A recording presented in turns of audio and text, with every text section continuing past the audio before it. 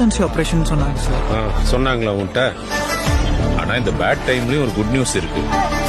Hijack பண்ணப்போ உள்ள ஆக்சிடென்ட்ல நம்ம பையன் ஒருத்தன் இருந்திருக்கான். நம்ம பையன் உடனே சாதாரணமா நினைச்சிடாதீங்க. One of the best and the most notorious spies we have ever had.